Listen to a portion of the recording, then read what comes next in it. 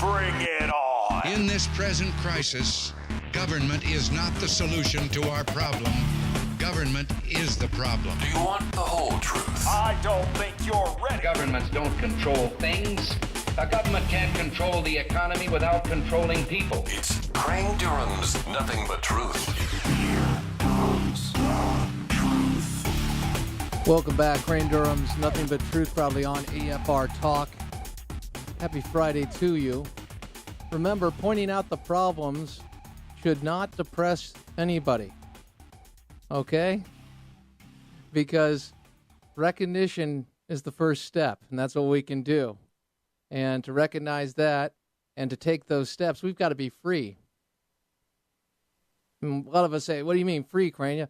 Well, I'm talking about not only domestically, with not a government that punishes its enemies or agencies that go out of control to do just that. I'm speaking with national security. So when an issue of national security, everybody gets it. Oh, national security, that threatens my freedom. And I think of 9/11, 2001. And then I think back to the 90s and the many attacks. And then the 80s, for that matter. And recognize we're at war. But the president has had a very different view on dealing with our enemies. And we've seen that from pretty much day one in his administration. His first trip abroad, we did see him go out on an apology tour.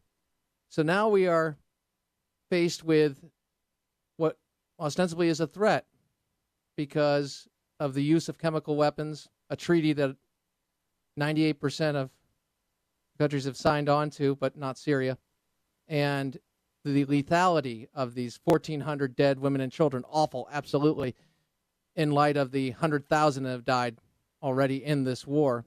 And now we're being asked to use military action against Syria, but we don't really know the mission. And a town hall meeting that took place yesterday with John McCain, where a woman who is connected to Syria through her family spoke. Before we get to that clip, I want to go to our guest. Our guest is Lieutenant Colonel Gordon Cucullu. He is the author of Separated at Birth, How North Korea Became the Evil Twin, and Inside Gitmo. He is also the director of the Valhalla Project, which helps veterans reintegrate back into society. And Colonel, great to be with you. Always good to be on with you in this Friday slot, Crane. Absolutely. Well, it is. We look forward to it. Let's do this. Let's play the clip. I think this captures a lot of what Americans are feeling. But this did come from a woman who has family in Syria at a town hall confronting John McCain with this. B-14, roll it. We cannot afford to shed more Syrian blood. Personally speaking, I have a cousin who is 18 years old, just was killed 10 days ago by the so-called rebels and Al-Qaeda, and they're not Syrian. They're coming to Syria from all over the world to fight this. We cannot afford to do that. We cannot afford to turn Syria into another Iraq or Afghanistan. I beg you. Colonel, that captures a lot of what people are stressing specifically, which is even if we wanted to help, the people that we're helping have been infiltrated by terrorists, the Free Syrian Army, Al-Qaeda, Al-Qaeda-connected groups, Al-Nusra. So tell me, how is it if we are to support the rebels, how are we supposed to segregate out the terrorists from the rebels? Well, I don't think it's possible, and I think it's way too late to get on that train. I think that train left the station a couple of years ago, actually. Well before that figure you quoted of 100,000 dead in Syria, and there's simply no going back to that moment. It may have been, and I stress may have been possible for us to influence what we would call the more pro-U.S. or pro-Western element of the Syrian rebels at that point. But it's way too late now, Crane, and the movement has been completely co-opted by Al Qaeda and its surrogates, and of course they have different names, which confuse a lot of the public because they think, oh well, this is a separate group or something, but they're not really. They're all part of the big umbrella group. They don't issue membership cards. They don't do this sort of thing. It's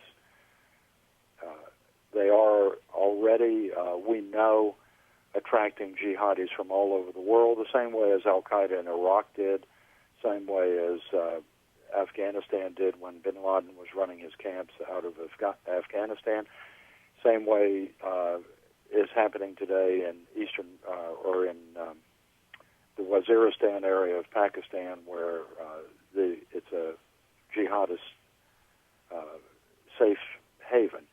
And for us to decide we're going to take a minimalist kind of action in which this vacillating president has already stated that he doesn't want regime change, he doesn't want to really hurt anything, that he basically wants to have a show of force to show that he's displeased with the use of chemical weapons, makes no sense militarily, diplomatically, politically, or any other adverb you want to stick on it.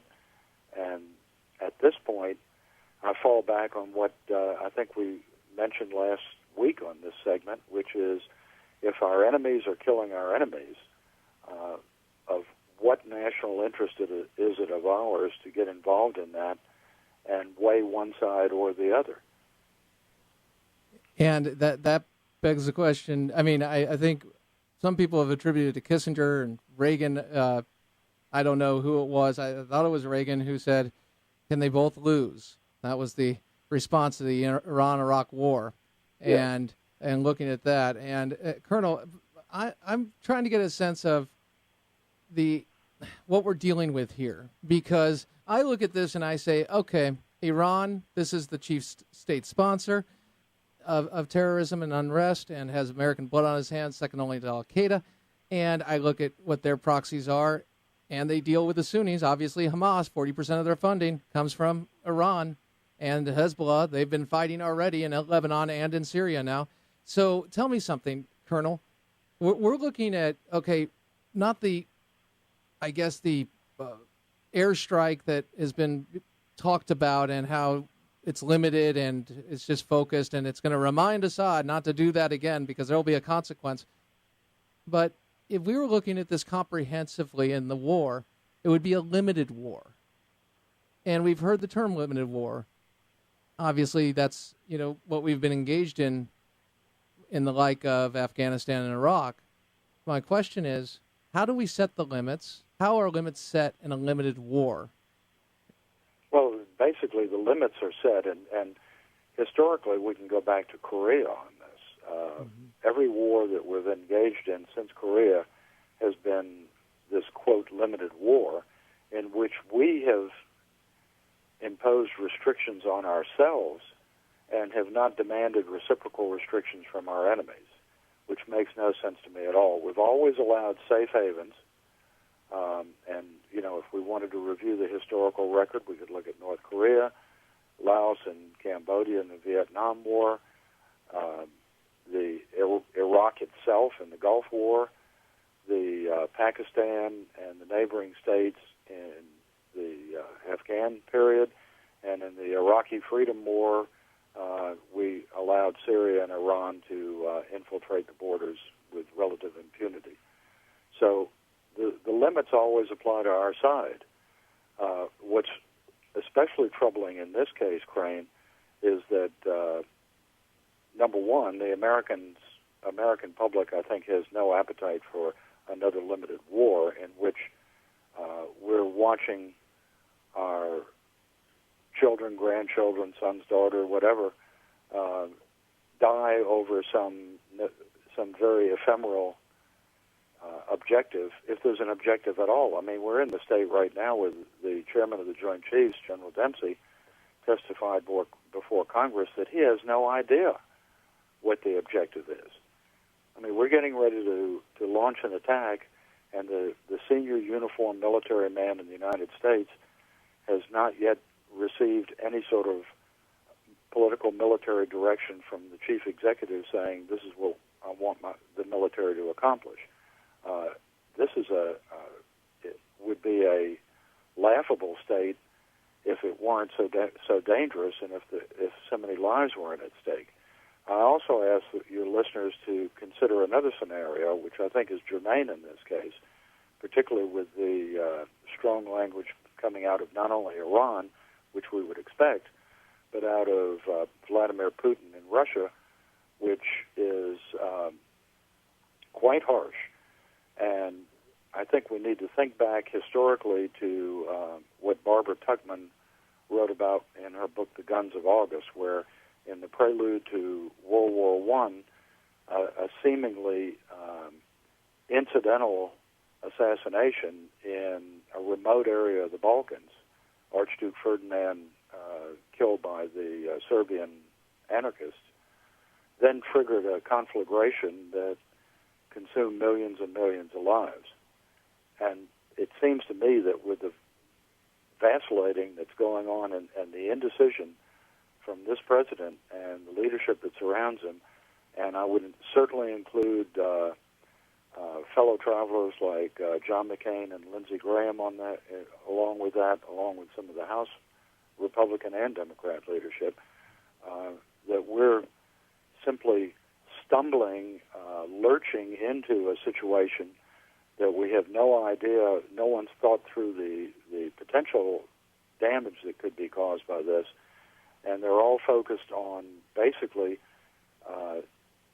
saving the president's face, for whatever that's worth, with his redline comment, which was a throwaway comment several months ago, which he's since backed down from.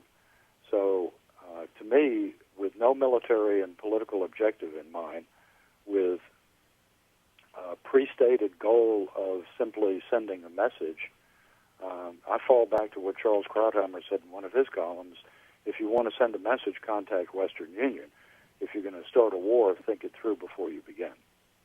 And if we were fighting the war that we are in, which we can say it's a war on Islamofascism, against fundamental Islam as its core doctrine, if we're doing that,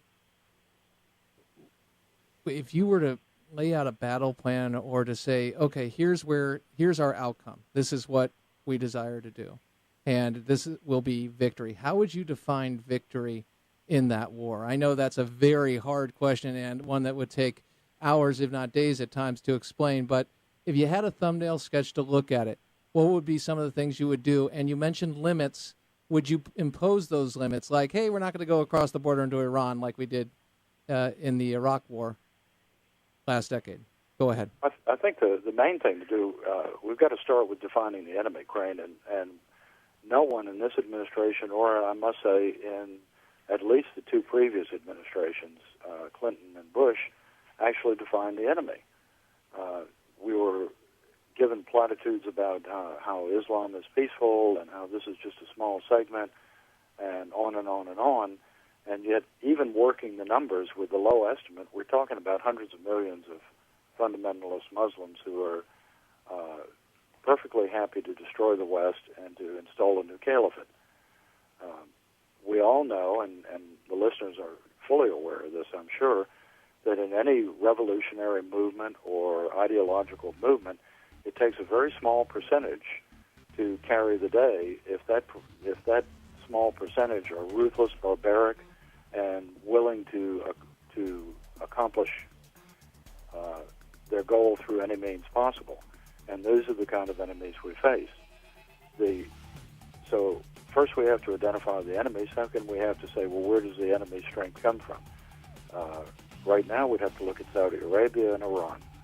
And Gotcha. Neither one of those two are even on the table. In fact, it's gotten so egregious that at this point, we're told by former Senator, now Secretary of State John Kerry, that we don't need to worry about money in this thing because the Gulf states and the Saudis are going to pick up the tab. We're in big trouble on the plan. Colonel, we appreciate it. We'll check in and follow up with you maybe earlier than Friday of next week if we can. We thank you for your time. AFR Talk.